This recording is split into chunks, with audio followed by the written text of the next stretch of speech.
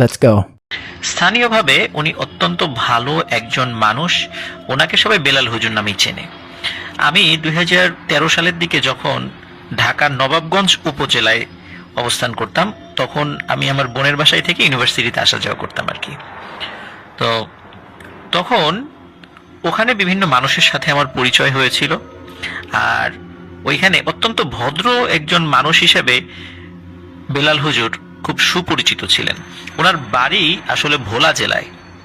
উনি ওখানে একটা মহিলা মাদ্রাসার মোহতামিম বা প্রধান শিক্ষকের দায়িত্ব পালন করছিলেন। আর ওই মাদ্রাসার সাথেই একটি মসজিদ রয়েছে, ওই মসজিদের উনি পেশ ইমাম ও খতিব ছিলেন। তো আমি ওয়াক্তীয় নামাজ ওই মসজিদে পড়তে যেতাম।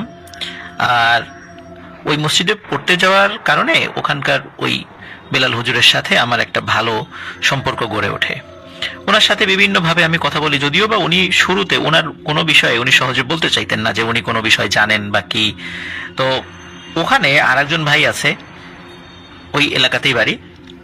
তো তার নাম হচ্ছে শাকির ভাই। শাকির ভাই কথা প্রসঙ্গে আমাকে বলেন যে বেলাল হুজুরের কাছে কিন্তু দুজন জিন আসে। তা আমি খুব অবাক হলাম যে তাই নাকি।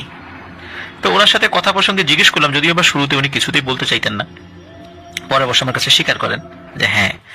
তো বিভিন্নভাবে আলোচনা। তখন আমি মানে কেবল ভূতে ফেমে যাওয়া শুরু করেছি এমন একটা সময় আর কি। 2013 সালে প্রথম একবার গিয়েছিলাম, তারপরে আবার গিয়েছিলাম এরপরের সময়টা আর কি। তখন মোটামুটি আর কি ভয়ের গল্পগুলো আমি সংগ্রহ করা শুরু করেছি। তো ওই সময় ওনাকে আমি জিজ্ঞাসা করি যে আপনার সাথে কোনো ভয়ঙ্কর ঘটনা ঘটেছে? তো উনি বলে যে অগণিত অগণিত এত ঘটনা ঘটেছে যে উনি আসলে বলে শেষ করতে পারবেন না। তো ওনার কাছ থেকে সংগ্রহীত কিছু ঘটনা, যেটা ওনার নিজের সাথে ঘটেছে, অন্যের সাথে না, উনি নিজে ফেস করেছেন, এমন কিছু ঘটনা আমাকে শেয়ার করেছিলেন যেগুলো আমি ভূতে ফেমে বলেছিলাম। এর মধ্যে ওনার কাছ থেকে সংগ্রহ করা প্রথম যে ঘটনাটি, এই ঘটনাটি এখন আপনাদের সাথে আমি শেয়ার করতে যাচ্ছি। তো ঘটনাটির সময়কাল ছিল 1991 বা 92 সালের দিকে। আপনারা জানেন বাংলাদেশের একমাত্র দ্বীপ জেলা, মানে যেই জেলাটা একটা দ্বীপ, সেটা হচ্ছে ভোলা। তো ভোলায় অসংখ্য দ্বীপ রয়েছে, যেমন চর আলেকজান্ডার, তারপর চর কুকরি মুকরি, এরকম অসংখ্য দ্বীপ রয়েছে, চর জব্বার। তো এর মধ্যে একটি দ্বীপ হচ্ছে চর জব্বার। তো ওই চর জব্বারে উনি ওনার এক আত্মীয়ের বাড়িতে বিয়ের দাওয়াত খেতে গিয়েছিলেন। তো তখনও উনি বিয়ে শাদী করেননি। তো ওই চর জব্বারে উনি বিয়ের অনুষ্ঠান থেকে ফিরছিলেন। আসলে ওই আত্মীয়টা এতটা ক্লোজ আত্মীয় ছিল না যে ওখানে রাতের বেলা থাকবেন, মানে আত্মীয় জাস্ট কিছুটা দুঃসম্পর্কের, এমনটা আর কি, যে দাওয়াত খেয়ে ওখান থেকে চলে আসবেন। রাতে থাকার মতো ওনার আসলে কোনো রকমের কোনো আয়োজন সেখানে ছিল না।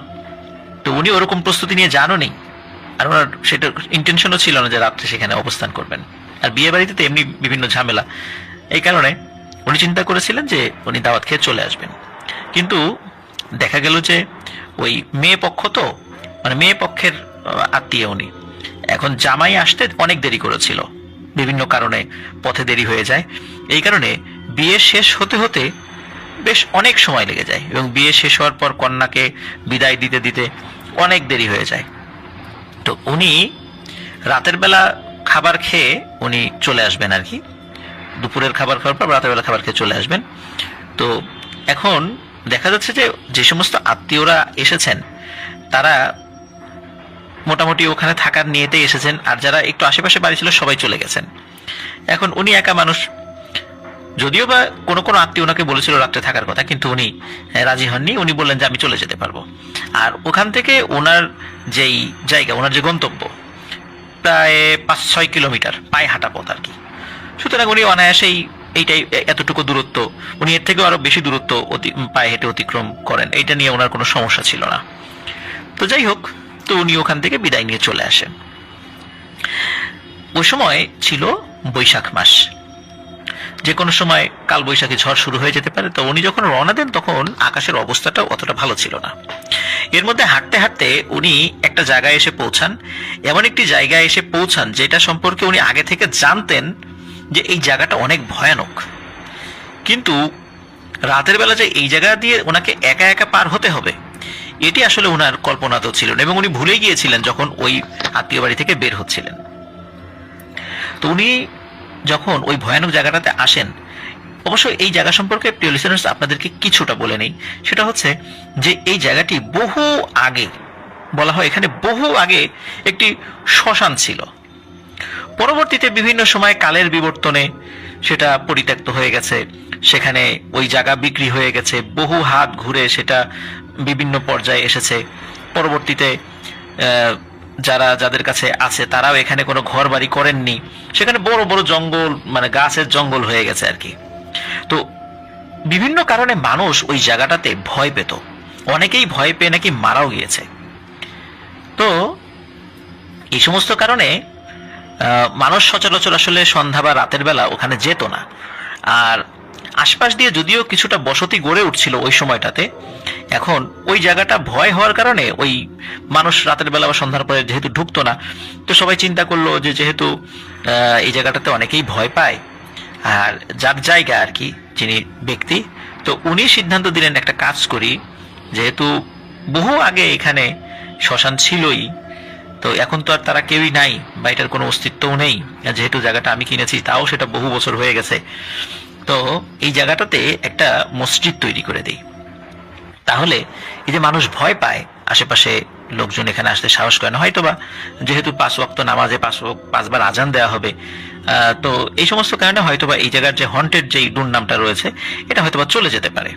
এই চিন্তা করে ওখানে একটি ছোট মসজিদ দেওয়া হয়, টিনের মসজিদ, মানে টিনের ঘর, আর মাটি, মানে ওইটার যে ফ্লোর, এটা ছিল মাটির ফ্লোর আর কি, মানে মাটির আমরা যেটাকে ডোয়া বলি গ্রামে আর কি, যে মাটির ফ্লোর আর কি। আর চারদিকে টিন, মসজিদের চালাওটাও টিন, মানে মসজিদের ছাদটাও টিনের আর কি। তো এই মসজিদে উনি এর আগেও নামাজ পড়েছেন এবং মসজিদের ইমাম সাহেবকেও বেলাল হুজুর চেনেন। তো এটা উনি জানেন যে এই ইমাম সাহেব আসরের নামাজ পড়তে আসেন ওনার 2 ছেলেকে নিয়ে, তারপরে মাগরিবের নামাজ পড়েন এবং এশা পর্যন্ত অপেক্ষা করেন ওনার 2 ছেলেকে ওই মসজিদের মধ্যেই আরবি পড়ান উনি, এবং এশার নামাজ উনি জামাতের সাথে আদায় করে এবং নামাজ পড়িয়ে আবার উনি চলে যান। ওনার সাথে একটি হারিকেন থাকে, ওই হারিকেন নিয়ে আবার 2 ছেলেকে নিয়ে চলে, আর ফজরের সময় আসেন। ফজরের সময় যখন আসেন তখনও ওনার 2 ছেলেকে সাথে নিয়ে আসেন, 1 ছেলেকে সাথে নিয়ে আসেন না, 2 ছেলেকে সাথে নিয়ে আসেন, এটা উনি জানতেন। তো উনি এই জায়গাটা যেহেতু ঢুকে গেছেন, উনি ভয় পাচ্ছিলেন, মনে মনে দোয়া দরুদ পড়ছিলেন এবং দ্রুত পায়ে হেঁটে ওই জায়গাটা অতিক্রম করার চেষ্টা করছিলেন। এর মধ্যে কি হয়ে যায়, কালবৈশাখী ঝড় শুরু হয়ে যায়, এমন ঝড়, তো উনি চিন্তা করছেন এখনই কোনো গাছপালা ভেঙে ওনার হয়তোবা ঘাড়ের উপর পড়বে আর কি। তো উনি দ্রুত, ওনার হাতে কিন্তু টর্চ লাইট ছিল না, উনি বিজলি চমকানোর আলো যতটুকু দেখলেন উনি মসজিদ দেখতে পাচ্ছিলেন, উনি দ্রুত ওই মসজিদের কাছে চলে যান এবং মসজিদে তালা মারা ছিল না, জাস্ট খালি দরজার উপরে শেকল লাগানো ছিল, শেকল খুলে ভিতরে ঢুকে পড়েন।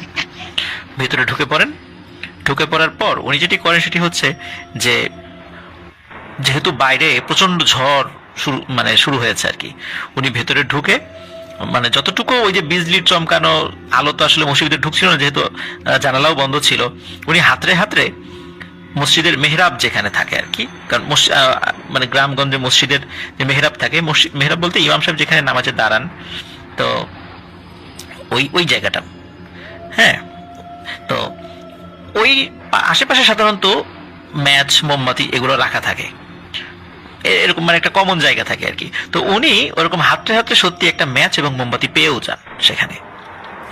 তো উনি সেই ম্যাচ দিয়ে মোমবাতিটি ধরানোর পরে এদিকে বাইরে তো প্রচন্ড ঝড়, এবং ঝড় কিছু সময় পরে শেষ হয়ে গেল, বৃষ্টি শুরু হয়। তো উনি চিন্তা করলেন যে কি করি, তো মসজিদের একটা তাকের উপরে কোরআন শরীফ রাখা ছিল, উনি সেই কোরআন শরীফ পড়া শুরু করেছেন।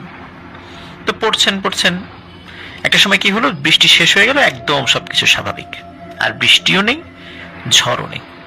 উনি চিন্তা করলেন তাহলে এখন বাইরে বের হওয়া যাক, উনি এই চিন্তা করছেন।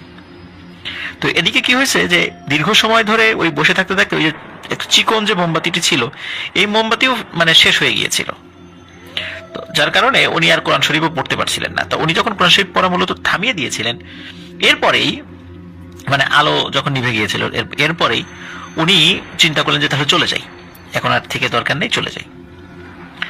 তো উনি বাইরে বের হবেন, হঠাৎ করে উনি এক ধরনের থপ থপ থপ থপ শব্দ শুনতে পান। কাদার মধ্যে যদি কেউ পায়ে হেঁটে বেড়ায়, খালি পায়ে হেঁটে বেড়ায়, এক ধরনের শব্দ হয়, ওরকম শব্দ। তো উনি কিন্তু জানতেন যে এত রাত্রে কিন্তু এখানে কোনো মানুষ আসার কথা নয় এরকম ঝড়ের মধ্যে। তো এই কারণে উনি ভাবলেন যে কি ব্যাপার, কে এখানে। উনি আবার এটাও ভেবেছিলেন যে আশেপাশে কি আম গাছ আছে কিনা, কারণ হয়তোবা গাছ থেকে আম পড়তে পারে, আম ঝড়ের পরে আম কুড়ানোর জন্য কেউ হয়তোবা গ্রামের লোক আসতেও পারে। কিন্তু উনি ভাবলেন যে এমন ভয়ঙ্কর জায়গা যেখানে খোদ ইমাম সাহেব তার 2 ছেলেকে নিয়ে আসে, এই রাতের বেলা এখানে আম কুড়োতে আসার সাহস যে কেউ করবে না এটা নিশ্চিত। উনি মানে দরজা খুলে বের হবেন এমন সময়, মানে তার আগে এই শব্দটি উনি পাচ্ছিলেন। উনি আর দরজা খোলেন না, উনি ভেতর থেকে বলেন, এই বাইরে কে? উনি একবার শুধু বলেছেন, এরপরে বাইরে থেকে আওয়াজ ভেসে আসে, বলে, তুই বাইরে বের হ। হঠাৎ করে এরকম একটা অপরিচিত লোক তার সাথে তুই তুকারি করে ওঠে, এই বিষয়টা ওনার ভালো লাগে না এবং উনি সন্দেহ করে কি ব্যাপার, এইভাবে তো কেউ কারো সম্বোধন করে না, তো এটা নিশ্চয়ই স্বাভাবিক কিছু নয়। উনি আর দরজা খোলেন না, উনি আবার মসজিদের মধ্যে ঢুকে পড়েন। এখন সমস্যা হলো যে মসজিদের মোমবাতি তো নিভে গেছে, ওই একটা মোমই ছিল। এখন উনি সাহস করে, মানে যেহেতু ম্যাচের মধ্যে কিছু কিছু কাঠি ছিল, ওই কাঠিটা বারবার জ্বালাচ্ছিলেন, কিন্তু কাঠি কিন্তু একটা সময় শেষ হয়ে যায়, আর কতক্ষণ জ্বলবে। মসজিদের মধ্যে ঘুটঘুটে অন্ধকার হয়ে যায়। আগে তো বিজলি চমকাচ্ছিল, ওই বিজলির আলো মসজিদের ওই বেড়া এবং ওই উপরের টিনের ছাদের মাঝখানে যে ফাঁকা জায়গা থাকে সেখান দিয়ে কিছুটা বিজলির আলোর কারণে মসজিদের মধ্যে কিছুটা আলোকিত হচ্ছিল। এখন যেহেতু বৃষ্টিও নাই, ঝড়ও নাই, চারদিকে ঘুটঘুটে অন্ধকার হয়ে যায়। এই কারণে সে কিছুই দেখতে পাচ্ছিল না। যখনই ওই ম্যাচের কাঠির আলো নিভে যাচ্ছিল, সাথে সাথে অন্ধকার। আর উনি ফিল করছিলেন যে ওই যে যেই বাইরে থপথপ করে হেঁটে বেড়াচ্ছিল কেউ একজন, সে আস্তে আস্তে মসজিদের চারদিকে হেঁটে বেড়াচ্ছে। একটা সময় মসজিদের দরজা সামনে দিয়ে হাঁটে, হাঁটতে হাঁটতে আবার জানালার পাশে যায়, জানালার পাশ দিয়ে আবার মসজিদের সামনের দিকে, মানে সামনের দিকে চলে আসে। কেমন সামনের দিকে আসতে আসতে আবার আর এক পাশে জানালার কাছে চলে আসে। এইভাবে চারদিকে ঘুরছে এবং মাঝে মাঝে বলছে, বাইরে আয়, তাড়াতাড়ি বাইরে আয়। তো উনি তো বুঝতে পেরেছে যে এইবার বাইরে বের হলে ওনার জীবিত থাকার কোনো সম্ভাবনা নেই। উনি তো কোরআনে হাফেজ, উনি জোরে জোরে দোয়া দুরুদ পড়ছেন এবং পবিত্র কোরআন তেলাওয়াত করছেন। তো কিছুক্ষণ পর দেখলেন যে ওই, বা শুনলেন যে ওই নাই, ওই শব্দটা নাই। কিন্তু এবার মনে হচ্ছে বাইরে অনেকেই আছে, শব্দ না থাকলেও মনে হচ্ছে অনেকেই আছে, কিন্তু এটা কোনো মানুষের শব্দ না। বড় মানে সিংহ, বাঘ, ভল্লুক যেরকম গর্জন করলে যেরকম শব্দ শোনা যায়, ওই রকম মনে হচ্ছে বাইরে হিংস্র জন্তু জানোয়ার অপেক্ষা করছে, তাকে খেয়ে ফেলবে বের হওয়ার সাথে সাথে। এরকম চললো বেশ খানিকক্ষণ। এর কিছু সময় পর হঠাৎ করে দরজায় ঠক ঠক ঠক ঠক আওয়াজ শুরু হয়েছে। আওয়াজ শুরু হওয়ার পর এই যে কণ্ঠে ডাকছে সেটা হচ্ছে ওনার বাবার কণ্ঠ। বেলাল, বাবা বাইরে আয়, তোর সাথে কথা আছে। তখন বেলাল হুজুর কোনো কথা বলে না। এর কিছু সময় ওনার চাচা, যিনি অনেক আগে মারা গিয়েছিলেন, সেই চাচার কণ্ঠে ডাকছে, বেলাল, আমি তোমার চাচা, দরজা খোলো, আমাকে ভেতরে ঢুকতে দাও। কিন্তু বেলাল হুজুর কিন্তু জানতেন যে আমার বাবাও জীবিত নেই, আমার চাচাও জীবিত নেই। এরা তাদের কণ্ঠস্বর নকল করে, মায়াজালে আবদ্ধ করে আমাকে ক্ষতি করার জন্য এখানে এসেছে। তো উনি ভয়ে একদম জড়সড় হয়ে গেছেন। উনি চিন্তা করেছেন এই আজকের রাতই ওনার জীবনের হয়তো বা শেষ রাত। এরকম প্রায় ঘন্টা খানিক চলতে থাকে। আর এইরকম এই ধরনের সিচুয়েশন যদি কারোর সাথে চলতে থাকে, প্রিয় লিসেনার্স, আপনারা নিশ্চয়ই বুঝতে পারছেন যে কারো মনের অবস্থা কেমন হয়। এর মধ্যে উনি চিন্তা করেন যে কয়টা বাজে, দেখি ফজরের আজানের কতটুকু সময়। কিন্তু সমস্যা হলো ওই মসজিদে কোনো ঘড়ি ছিল না, আর ওনার হাতেও কোনো ঘড়ি ছিল না। কারণ উনি মসজিদে ঘড়ি ছিল না, উনি ওই মোমবাতি জ্বালানোর পরে চারদিকে তাকিয়েছিলেন, উনি দেখেছেন মসজিদে কোনো ঘড়ি নেই। তো উনি বুঝতে পারছিলেন না যে আসলে মানে কয়টা বাজে, কারণ ফজরের আজান, উনি আশা করেছেন ফজরের আজান দিলে এই সমস্যা থাকবে না। তো উনি যেই নেই চিন্তা করছেন, হঠাৎ করে বাইরের থেকে কোনো একটা মসজিদের মাইকে ফজরের আজান ভেসে আসে। আর আজান ভেসে আসার সাথে সাথে মুহূর্তের মধ্যে আশেপাশের সব শব্দগুলো মিলিয়ে যায়। উনি সাহস পান, উনি মসজিদ থেকে বের হয়ে আসেন।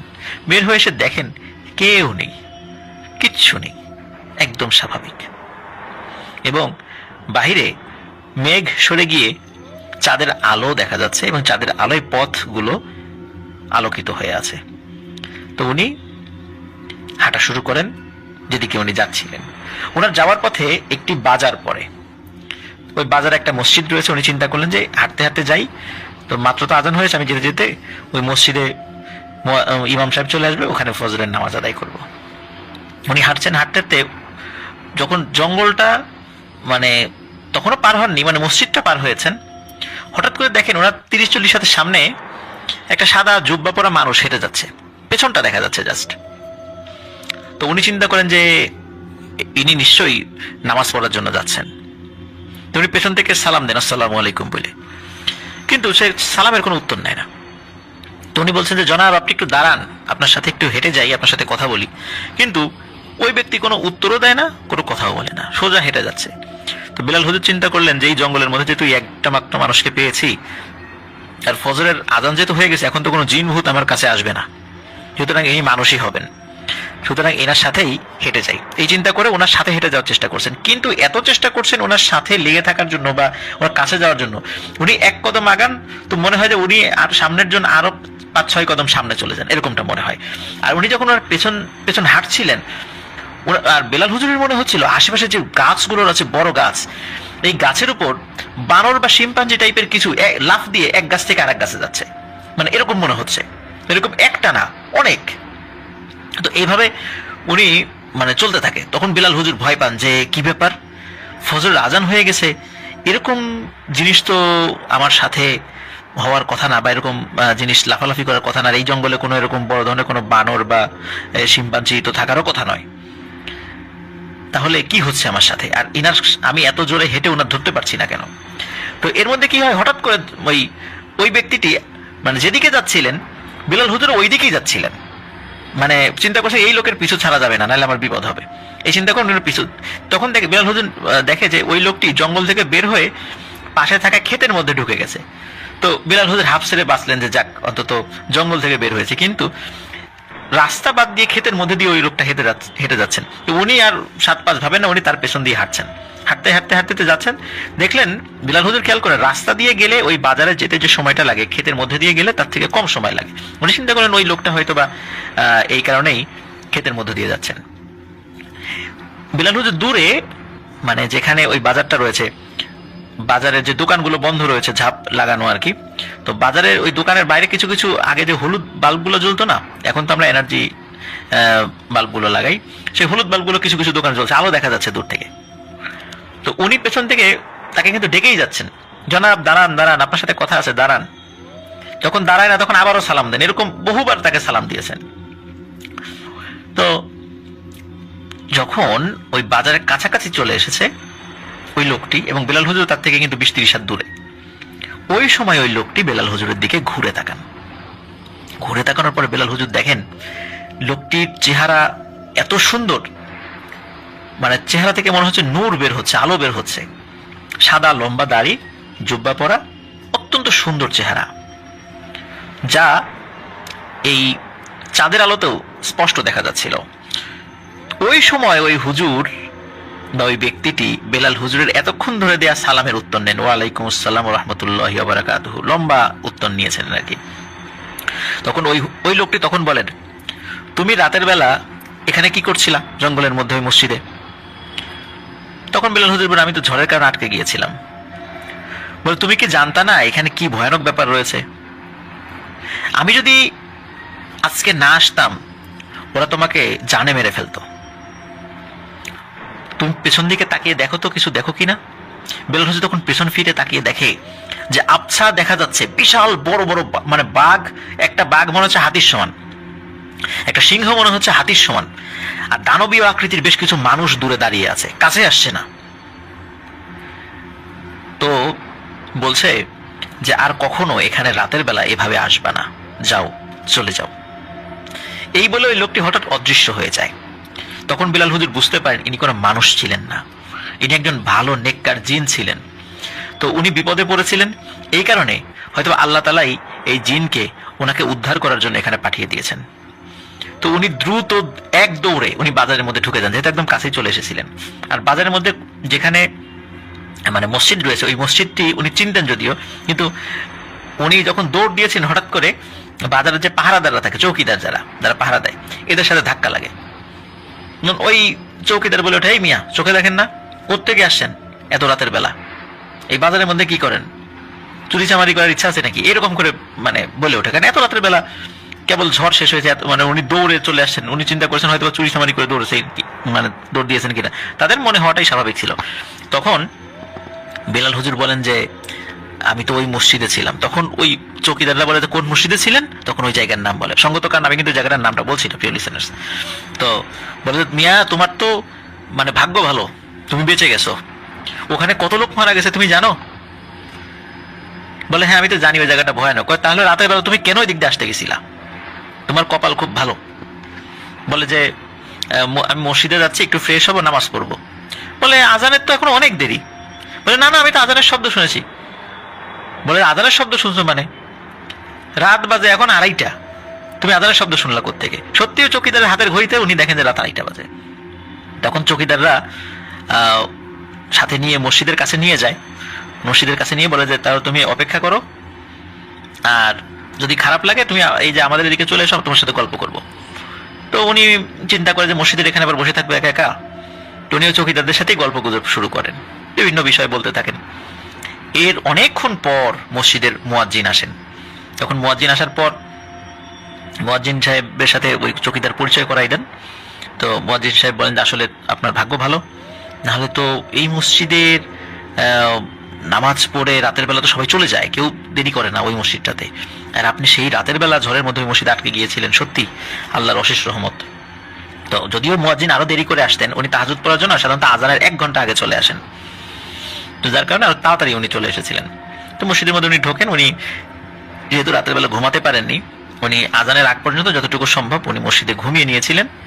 পরে ফজরের নামাজ পড়ার পরে যখন চারদিকে ফাঁকা হয় তখন উনি বাড়িতে চলে আসেন। তো আমরা মাদ্রাসায় পড়াশোনা করতাম, তাই আমার সাথে আমার একটা বন্ধু ছিল, হের বাড়ির কথা কইছিল আপনার হলো নাসিরনগর, গোকর্ণঘাট। তে হের সাথে আমরা একসাথে পড়ি, একসাথে করি, আমার খুব কাছের বন্ধু আছিল। তো আমরা মাদ্রাসা পড়ার সময় হুজুরে কইতো যে মাদ্রাসার একটা ছাত্র জিন আছে, তো জিন কাটা আসছে এটা আমরা আর কইতো না, যে কেডা আসলে মূলত জিন কইতো না। তো হে সারা রাত পড়াশোনা করতো, সারাটা রাত পড়াশোনা করতো। আমরা সবাই চিন্তা করতাম পিড়ি সারা রাত পড়াশোনা করে, রেজাল্ট আবার তেমন ভালো না, কিতা করে। পরে আমরা হুজুরে কইতো তোমরা সাবধানে থাকো, আমরাও সাবধানে থাকতাম, যে আসলে না, কিন্তু একসাথে গেলাম চলাফিরে, একসাথে হাওন, হের হাবার দাবার আমি আনতাম, আমার হাবার দাবার হে আনতো, আমার অনেক হেল্প করছে।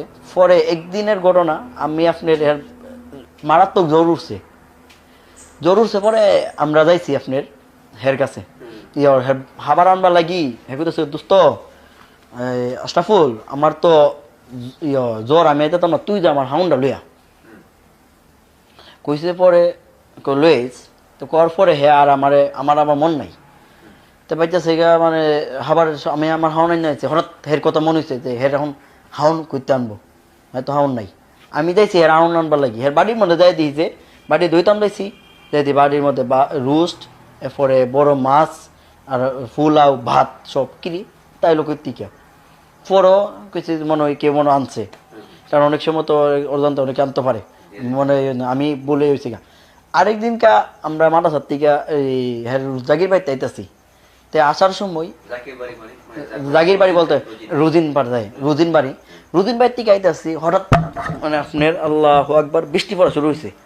হের উপরে আর বৃষ্টি পড়ে না, হের নাম ছিল উমর, বন্ধু ছিল, খুব কাছের মানুষ ছিল, অনেক আমারে করতো, তার মানে বন্ধুত্বের মধ্যে আমাদের এর সাথে আমার ভালো সম্পর্ক ছিল।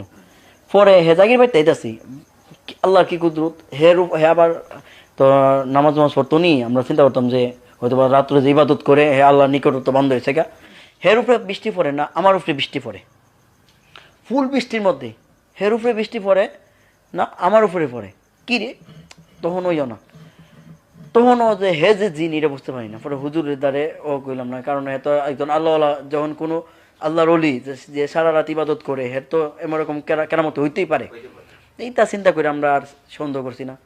আরেকদিনকে আপনার মাদ্রাসা পড়ার সময় আমরা হে যে জিন আমরা কেমন বুঝলাম তে মাদ্রাসা ফুলাফানগুলো আমরা তো তখন ছোটো ছিলাম 2016 সালে ঘটনা মাদ্রাসাতে 5-এর পরীক্ষা দিয়ে মাদ্রাসা তাহলে ভর্তি হয়েছি তখনইও পরে হে হইতেছে মানে আমরা মাদ্রাসা ডাব আবার হে আবার একটু আল্লাহ জিনদের মধ্যে আল্লাহ আছে না তো হে আবার একটু আল্লাহ লোকুই মানে মাদ্রাসা তো করতেছে তে হে কইতাছে আমরা এর মধ্যে আমরা কইতেছি যে বন্ধু আস না ডাব পাইরা তোর কল হুজুরে টিয়া দিলাম যে আমরা ডাব হাই এই কথা কইয়া আমরা করছি তে আমার দোস্ত দেখছেন কোটাটা লছেন লইয়া আল্লাহ আকবার হে হাত দিয়া ডাব পাইলিছি ও আল্লাহ আল্লাহ আকবার তখন কি অত বড় পরে আমার যে হুজুর আছিল হুজুর এখনো আছে প্রায় সময় হুজুরের সাথে দেখা এই হুজুরের মাধ্যমেই আমি আপনার এই পরিবর্তন এই হুজুরের মাধ্যমে অনেকে হতাম হুজুর পরে আমি হুজুর গেলাম হুজুর এমন ঘটনা আমি তখন বইয়ে পড়ে গেছিলাম গা মাথাভর্তি দিয়া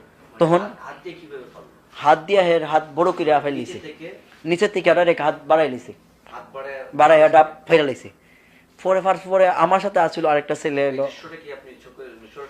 নিজ চোখে দেখছি আমি আমার কিছু কই দেওয়া না দেখি আমি কুড়া লইতাম আমি দোস্ত কুড়া নাই তো আমি এমনি চাইছি নি ওরে বাবা রে কত বড় হাত আল্লাহ আকবার এই হাত দিয়া ফাইলিছে আমার সাথে আরেকটা ছিল ইয়োর মধ্যে আমার একটা বন্ধু আছিল হের বাড়ি হইল হের নাম কেফাতুল্লাহ বিরা নাম হের বাড়ি হইল এই বলাকুট আমার সাথে একসাথে পড়াশোনা করতো হে একটু সরলটাই পাইছিল হে তো বুল সাইডা দিছে দীক্ষা আমিও নিজে বই পাইছি গা বই পাইয়া দূর মারছি আর হে ফিরেছে গা পরে হুজুরের দ্বারে যাই কইলাম যে হুজুর কিতা হুজুর দুই নেই মন ঘটনা পরে হেরে এই যে দেখার পরে হে কইতেছে কই আমার কথা কইসলাম আমি যাই কই দিই হুজুরের কাছে হুজুর আল্লাহ লোক ছিল হুজুর আপনার সমস্ত রাত কোরআন শরীফ তেলাওয়াত করতো হে যে সারা পড়াশোনার কথা বলতো না হে পড়াশোনা করতো না হে রাত্রে যখন আমরা সবাই ঘুমাই যেতাম বা ওই হের জাতির সাথে যায় কথাবার্তা কইতো হে করতো তো হুজুরে করছে তো হুজুরে দ্বারে যায় কইতেছে পরে আমি হুজুরে যাই কইলাম যে মনে করতাম হুজুর দেখছস কই দ্বারে কইস না হ্যাঁ আমার কতই কই দেখলাম কইস না আমি আপনার দূর মারছি হের ইটা দিকা আল্লাহ আর হিরা ফিরেছে সাত জায়গা পরে হুজুরে কইলাম যে হুজুর আমি তো করলাম যেহেতু তুই তোর বন্ধু হে তোর বন্ধু তোরে হে কোনসা করতো না হে তোর কিছু করতো না আর এর মধ্যে তুই এটা কই দ্বারে কইস না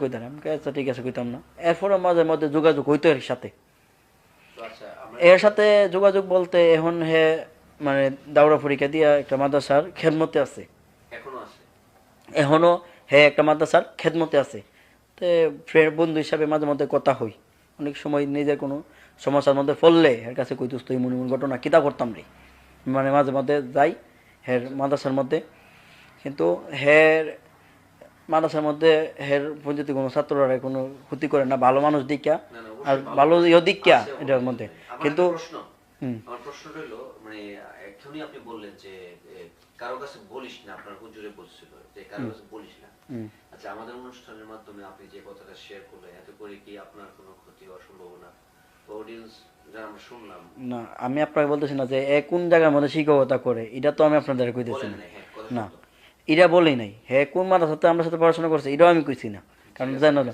কিন্তু হের যে জিন আপনার এটার সুন্দর আমরা হইছি কিভাবে ওই যে হের ঠিকানা এক জায়গায় দিছে না আর যে মাদ্রাসা অনেক সময় আপনারা মাদ্রাসায় যারা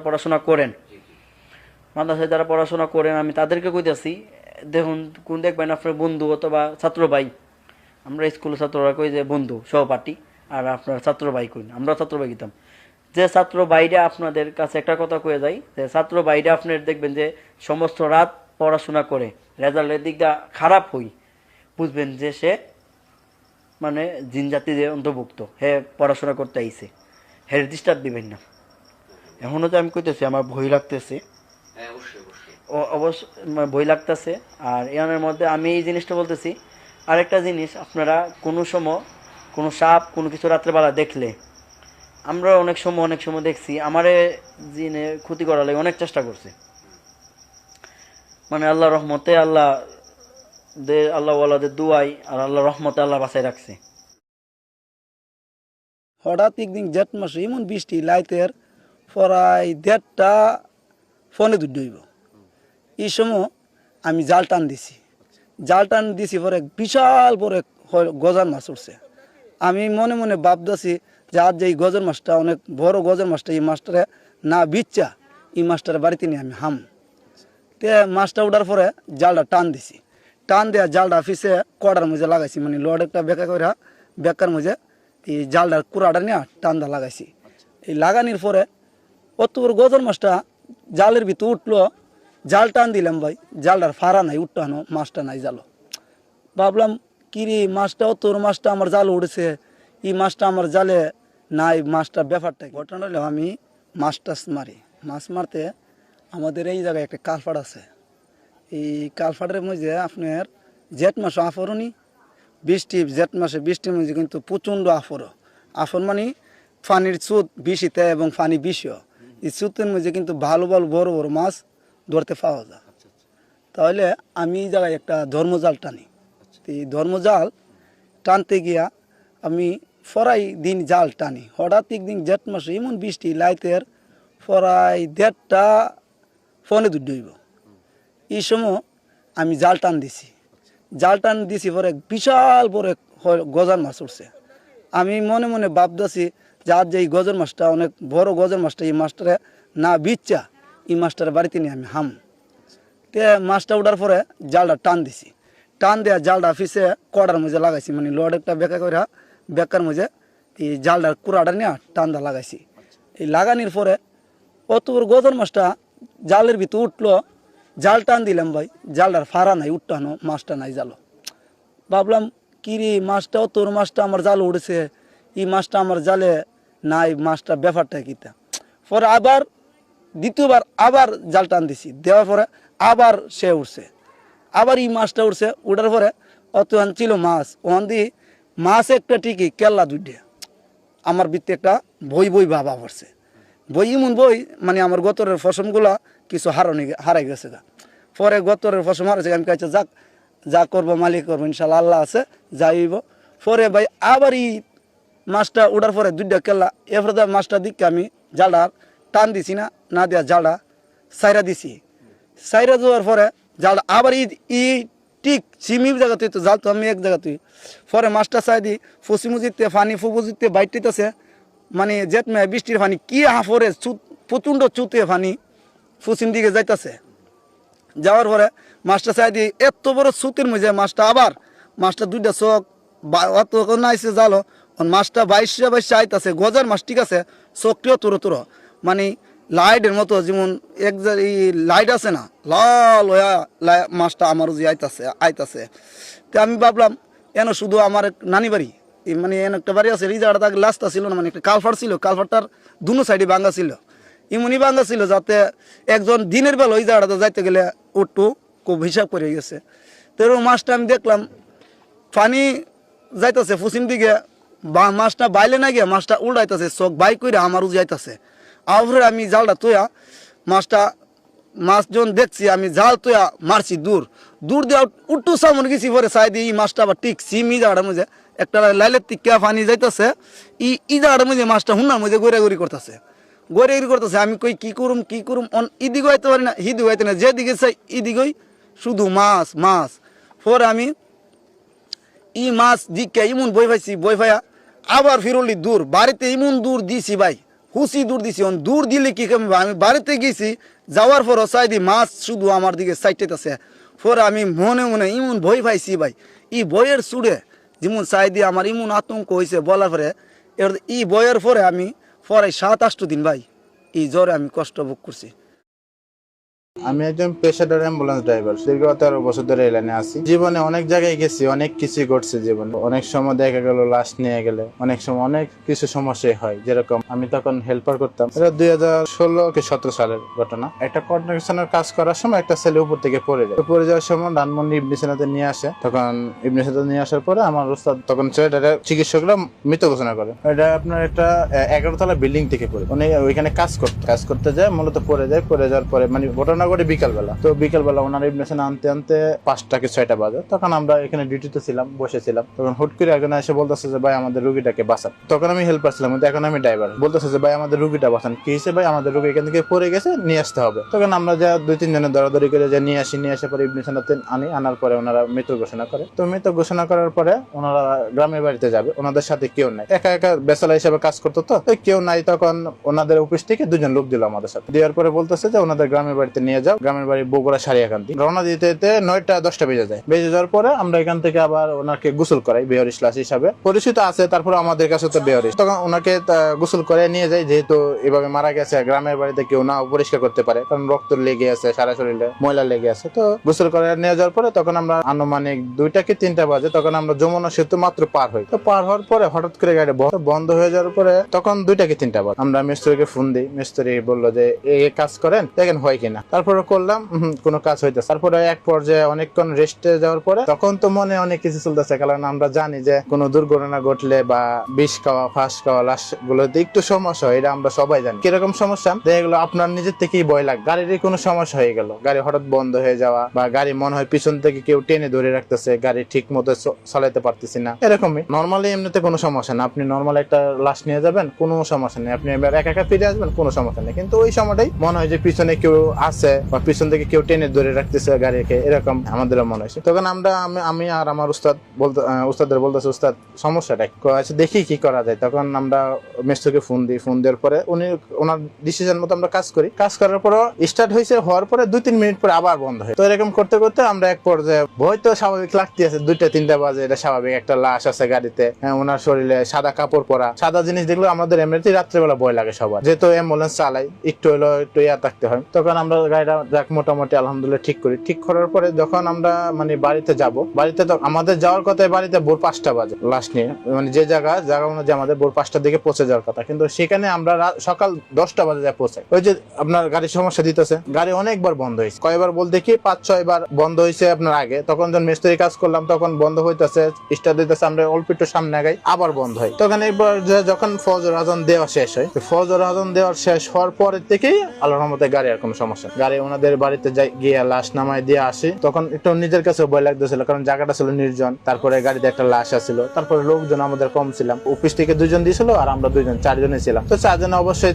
তারা আমাদের মানে আমরা কেউ কারোর ছাড়তেছি না, একজনের কাছাকাছি থাকতেছি, যাতে মানে ভয়টা ফিল না হয়। তারপরে মনের ভিতরে একটা ভয় তো অনুভূতি সবারই থাকে, একটা লাশ যেতে গাড়িতে থাকে, কোনো সমস্যা হয় কিনা বা আমাদের কোনো কিছু করে কিনা। অনেক সময় আছে না মানুষের মুখে শুনে যে মৃত ব্যক্তি সে যে অনেকে ভূত পেত নিয়ে আসে, বা একটা ভালো মানুষের রূপ দিকে ভূত পেত নিয়ে আসে, তো এরকম সময় মানুষের সবাই ভয় পায়। আর তখন আমরা মোটামুটি ভয়ের দিকে আতঙ্কে ছিলাম। তখন মানে আরো বেশি ভয় লাগার কারণ রয়েছে কি, হঠাৎ করে গাড়ি বন্ধ হয়ে যাওয়া, রানিং গাড়িটা বন্ধ হয়ে যাওয়ার কারণটি দেখলাম, আমি একটা রুগী নিয়ে গেলাম, আমার গাড়ি কোনো সমস্যা ছিল না, কিন্তু লাশ নিয়ে যাওয়ার যদি বন্ধ হয় তাহলে তো অবশ্যই সবার মনের একটা ভয় লাগে। তো এই ভয়টাই সবসময় কাজ করে আর কি, যে আল্লাহ না করুক বিপদ থেকে আল্লাহ সবাইকে হেফাজত করে। আমি আমার উস্তাদকে জিজ্ঞেস করলাম, উস্তাদ এটা বন্ধ হওয়ার কারণ কি?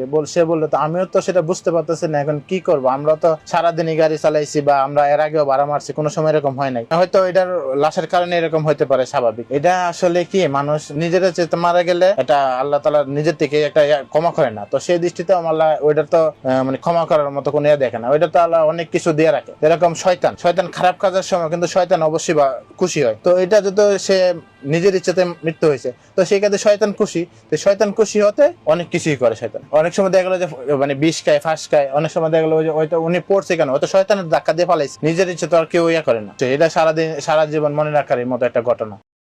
আমার নাম মোহাম্মদ রিদা হাওলাদার। গ্রামের বাড়ি হলো বরিশাল বাবুগঞ্জ থানা। গ্রামের নাম হলো রাকদিয়া। হাওলাদার বাড়ি নামে একটা বাড়ি আছে, যেটাকে আমাদের নিজস্ব বাড়ি। সেখানে নিয়ে মানে কিছু ঘটনা আছে ওইখানে। আমাদের গ্রামগুলো মানে বাড়িটা এমন যে মাঝখানে বড় একটা উঠান থাকে আর চারোপাশে হলো আমাদের বাড়িটা। কিন্তু আমাদের বাড়ি কিছু অলৌকিক কিছু মানে ঘটনা আছে, সেটা আমি আজকে শেয়ার করবো। সেটা হলো আমাদের বাড়ির পাশে সন্ধ্যা নদী নামে একটা মানে নদী আছে, সেই নদীর পাশেই আমাদের গ্রামটা। সেখানেই মানে কেন্দ্র করেই সেই ঘটনাগুলো। বাড়ির আশেপাশে ঘনবসতি বাড়ি আছে, বাট একটু দেখা গেছে যে যেই জায়গাগুলো ওই জায়গাটা আগে চর ছিল, সেখান থেকে মানে আমাদের চরের মধ্যেই এই বিভিন্ন রকমের মানুষের মানে আনাগোনা কম থাকে, বাট বাড়ি বেশি, বসবাস বেশিরভাগ মানুষ ঢাকায় থাকে, গ্রামে ওইভাবে যাওয়া পড়ে না, হিসেবগুলোই ওইখানে। গ্রামে গেছি, গ্রামে যাওয়ার পর হঠাৎ করে আমরা মানুষের কিন্তু জুমার নামাজ হয়, জুমার নামাজের পর কিন্তু খুতবা শুরু হয়, খুতবার পর হঠাৎ করে তখন কিন্তু একটা ভর দুপুর একটা আবির্ভাব পড়ে, যে দুপুরবেলা যে মানুষের বেসিক্যালি নামাজটা কিন্তু দুপুরবেলায় হয়। তখন আমাদের ওই বাড়িতে মানে আমরা সবাই মসজিদে, মানে তেমন একটা মানুষ নেই, মানে মসজিদে দেখা গেছে একটা মসজিদে কিন্তু কম ধরনের অল্প কিছু মানুষ থাকে, সব মিলে মুসল্লি হবে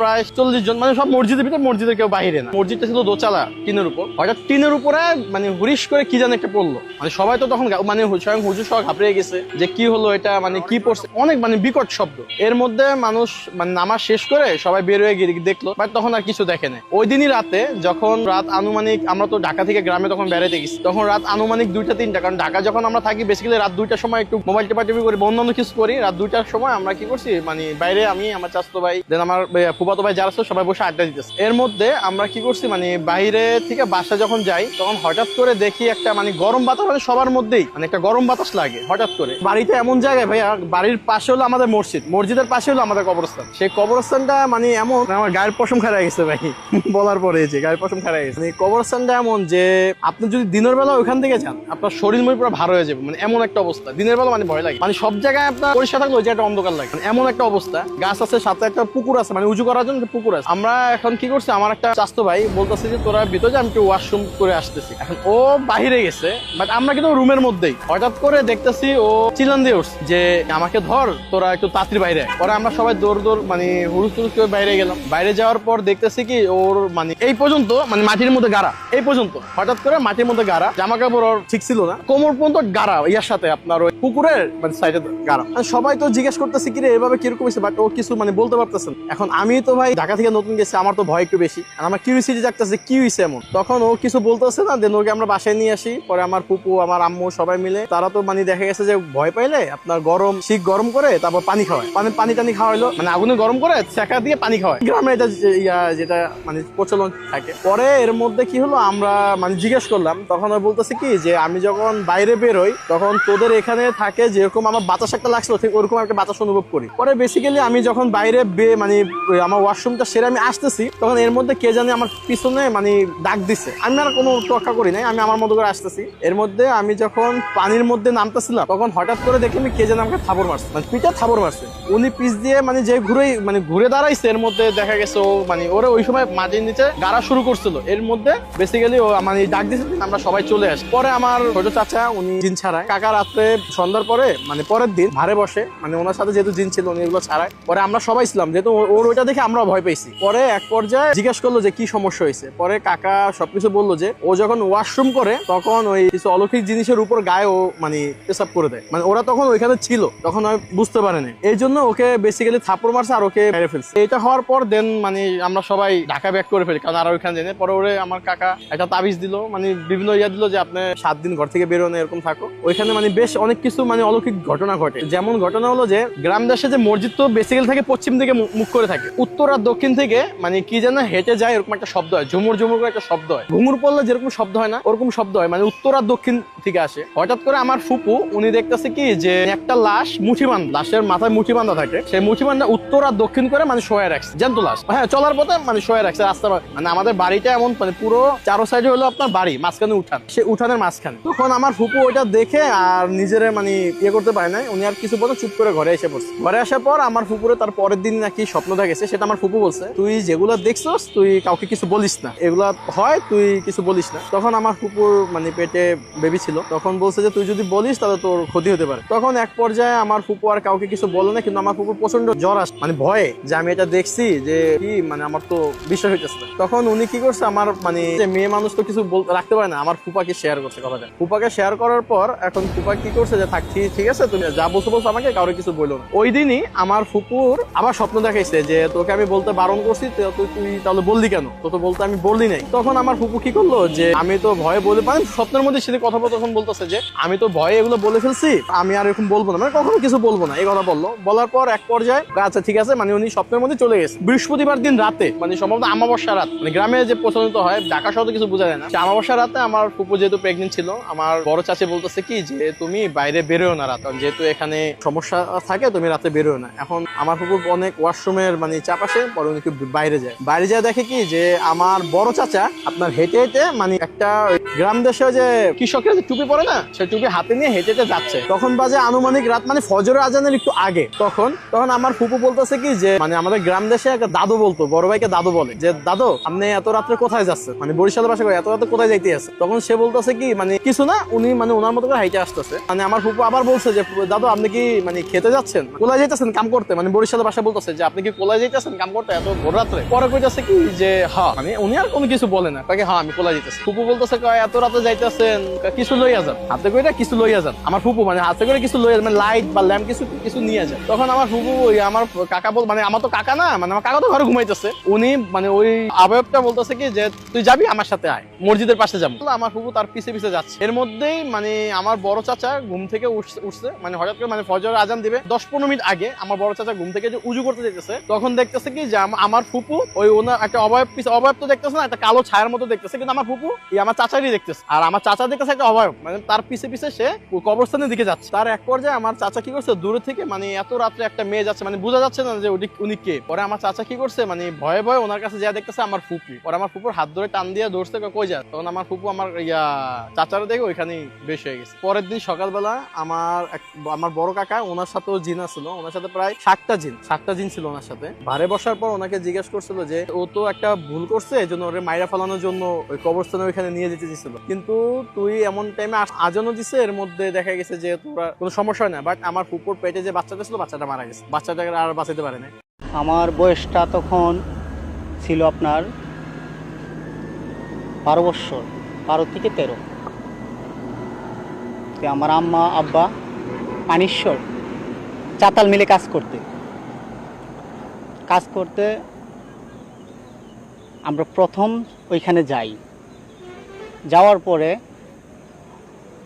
আমার আম্মা আব্বা কাজে লাগে, ঝগড়া করার পরে আব্বার সাথে আম্মা খুব রাগ হইয়া মানে বাড়িতে আইসা পড়বো আমার নিচে পুতা বাড়ি জমা। আচ্ছা ঠিক আছে। তখন তো ছোটবেলা, মা বকত, বুঝিনি তো আপনারা। তারপর আম্মার সাথে রওনা দিলাম। তখন রাত্র বাজে 8টা, কিন্তু 8টা বাজে প্রথম অবস্থা আমরা কিন্তু ওইখানে কোনো কিছু জানি না এবং সব কিছু বুঝিও না তেমন।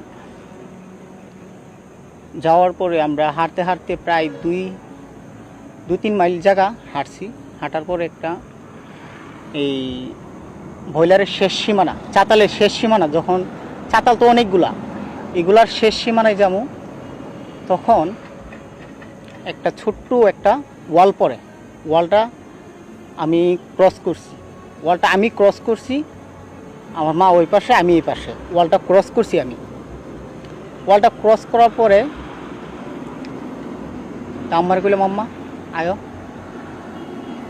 আম্মা কুপুত এটা কে রাখ দাঁড়ায় রয়েছে।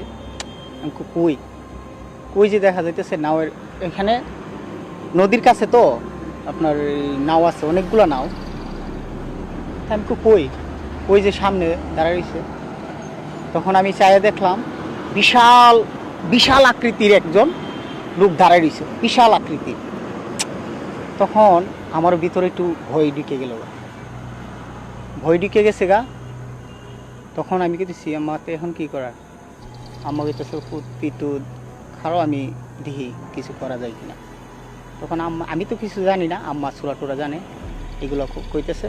কোয়ার পরে আমি ডাকতেছি, এই আপনি কে, কথা কন না কেরে। না, আমার ডাকে কোনো সাড়া দিতেছে না। আমি ডাকতেছি কিন্তু আমার ডাকে কোনো সাড়া দিতেছে না। কিন্তু ওনার পোশাক ছিল কালো ধরনের পোশাক, উচ্চতাটা আনুমানিক 10 থেকে 12 ফুট হবে। উচ্চতাটা আনুমানিক 10 থেকে 12 ফুট। আমি তো মানে ওয়ালটার ক্রস করে যে এই পাশে আসছি, এই পাশে দাঁড়ায়া মানে ওয়ালটার কাছেই ধরে রাখছি আর ডাকতেছি যে আপনি কে। কোনো কথা বলতেছে না, কোনো সাড়া দিতেছে না। আম্মা সূরা বলতেছে, সূরা বলার পরে জোরে যখন একটা মানে চিৎকার দিছি, তারপরে আস্তে আস্তে সে আমার দিকে ঘাটটা ফিরাইয়া তাকাইছে পরে তো আমি ওইখানে অজ্ঞানজন হয়ে গেছি। তখন আমার আম্মা কইতেছে, কেডা কই আসো, আমার পুত্রে তাড়াতাড়ি বাঁচাও। তখন আমার এখান থেকে মনে হয় 15-20 হাত তাপাত একটা বাড়ি আছিল, একটা ছোট্ট একটা একচাইলা ঘর, এরা স্বামী স্ত্রী 2 জন থাকতো। এরা শুনছে, চিলিটা শুনে ঘর থেকে বাইর হইয়া যখন এরা আইসে কাছে, তখন আর জিনিসটা নাই। তখন ওই যে পোষা লোকটা উনি এই ওয়ালটা ক্রস করে এপাশে আইসে ওই আমারে আলগি দেয়া কুলো করে নিচে ওনাদের রুমে নেওয়ার পরে কইতেছে, এত রাত্রে আপনারা জানেন না কিছু? আমার কইতেছে, কি ভাই, আমরা তো কিছু জানি না। তো এখান দিয়ে সন্ধ্যা 6টার পরেই কেউ আসা যাওয়া করে না। তো কেন? ওই জায়গাটা ভালো না। আমরা তো নতুন আইছি, এই কারণে আমরা কিছু বলতে পারি না। তারপর কইতেছে, ছেলে বাপের সাথে ঝগড়া করছি, ওই চাইছিলাম বাড়িতে যাবো, যার কারণে রাত্রেবেলা ভাইছি। আচ্ছা ঠিক আছে, আপনারা যেতে জানেন না, আইসা করছেন, আজকে রাতটা আমাদের এখানে থাকেন, হ্যাঁ, সকালে আপনারা দেখার লাগলে বাড়িতে যাবেন। আমার তো কোনোভাবে হুঁশ ফিরতেছে না। অজ্ঞান হওয়ার পরে আমার মা যেটা কইল, কোনোভাবে হুঁশ ফিরতেছে না। তখন আমার নিয়ে গোসল করাইছে, গোসল করাইয়া মাথার মধ্যে এই তেল আর একটু পানি দিয়া তালুটা দিয়ে দিছিল। দেওয়ার পরে মানে খুব সেবা যত্ন করতেছে। আস্তে আস্তে আমার একটু হুঁশ আইছে পরে আমার কইতেছে, কপুত ভয় পাইছস? আমি কই না, এখন কি করবো, আমার তো আর কিছু করার নেই। আমি তো ওইখানে অজ্ঞান হয়ে পড়ে গেছি। মানে ওর তাকানি দেখা ওর চোখগুলো অনেক বড় বড় ছিল, অনেক বড়। মানে আমি কি করবো, আমার জীবনে ফার্স্ট আমি এই জিনিসটা দেখে খুবই ভয়াবহ মধ্যে আছিলাম। এই কাহিনীটা আমাকে শেয়ার করছে রিপুল। এটা ওদের গ্রামের বাড়ির একটা ঘটনা, হ্যাঁ। সো এবং এটা আপনার গ্রামের নদীর ঘটনা আর কি, জল পিশাচের যদি বলে থাকি আমি সেরকম কিছু আর কি। যাই হোক, ওদের গ্রামে একজন মাঝি ছিল একসময়। মাঝি একসময় মানে কি, মানে ছিল আর কি, নট লং এগো। তো মাঝি রাতের বেলা মাছ ধরতো। তো ওদের বাড়িটা হচ্ছে বরিশাল এবং আপনার খুলনার কাছাকাছি একটা জায়গা, যেখানে নাকি অনেক নদী এবং কিছুটা ওই যে আপনার সুন্দরবনের পাশের নদীগুলো পড়ে আর কি। যাই হোক, সেই মাঝি রাতের বেলা মাছ ধরতে যেত নদীতে। তার কাজই ছিল হচ্ছে আপনার মানে শেষ রাতের দিকে সে মাছ ধরতে যেত। ওই সময় নাকি অনেক মাছ ধরা পড়তো আর কি। আচ্ছা। তো যাই হোক, একদিন সেই মাঝি রাতের বেলা মাছ ধরতে গেছে। তো তার সাথে তার ছেলে ছিল। ছেলের বয়স খুব বেশি না, আচ্ছা, ওর বয়স 11-12 বছর, কিশোর বয়সী একটা ছেলে। তো ওকে রেখেছে আপনার ওই নৌকার ভেতরটা ছই ছিল, ছইয়ের ভেতরে, এবং তারা মাছ ধরে ধরে নৌকার পাটাতনে জমাতো আর কি।